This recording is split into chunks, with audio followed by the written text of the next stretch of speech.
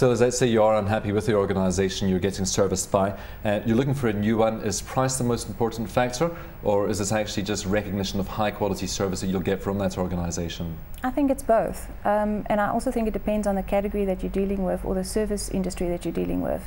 And what you as a consumer are expecting from that, because I think in a recession time, and yes, we are seeming to come into a recovery, but price is not the most important thing. It's the price relative to the value and the benefit that I'm getting for that service, for what I'm paying. And I think that makes consumers sitting up twice and thinking, well, is what I'm actually paying for this luxury or premium product or good quality service really delivering on the benefits and value that I'm looking for? So yes, price is key, but I don't think you can just focus on price. That's the value, but also the interaction you had, because you always weigh up price versus value. And then you get the situations where there was a good salesperson that really engaged with me. And you know what, so it can be just one person. It could be one person. I'll pay a little bit extra just to go back to that person, because I know he understands me and he engages with me. Look, I think that our views of brands are framed by so many different things. So it could be that I've heard that either that they are trustworthy, I've seen advertising that I think that appeals to me, friends of mine have had good experience, etc. So there's so many different components that actually form the view and whether you're going to actually take the leap of faith and interact with that brand or not.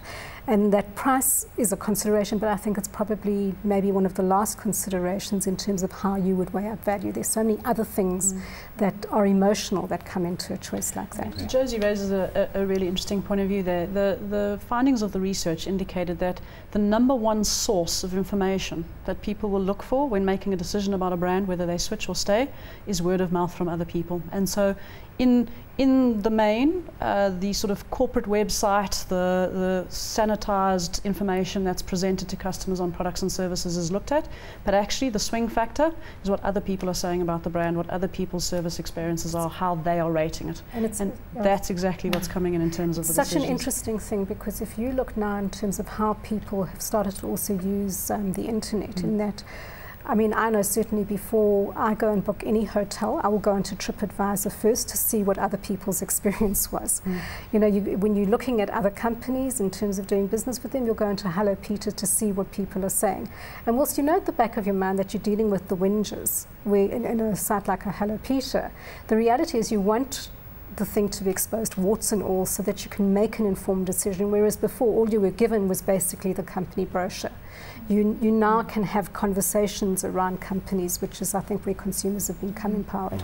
And of course, Cobus, as the clients that you've attracted during the tough times that we've seen over the past couple of years, that you'll retain as we go into recovery, and those clients will become valuable in the future, won't they? Absolutely, and again, it's the interaction. I mean, we've just gone through our own research to see if we're doing the right things out there, and obviously in any research you get the good and the bad part, which is why we do it. But at least the good thing was that they felt that we engaged with them. You know, that, and I'm not talking about myself now, but I'm talking about the customer, what they experience. They would like customers to get involved in their business as a business partner and do things proactively, not just wait until they have a complaint.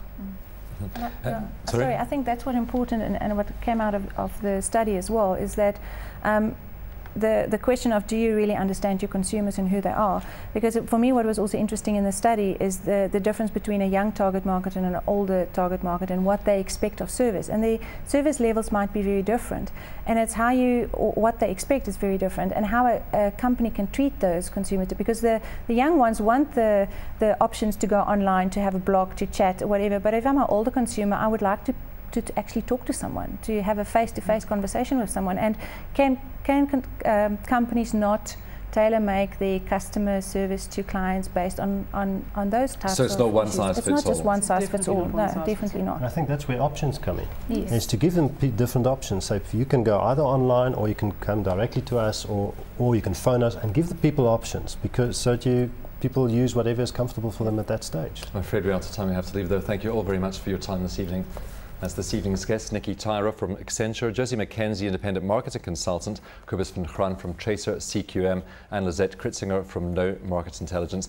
Be sure to join us again next time on Africa's Boardroom. Until then, it's goodbye.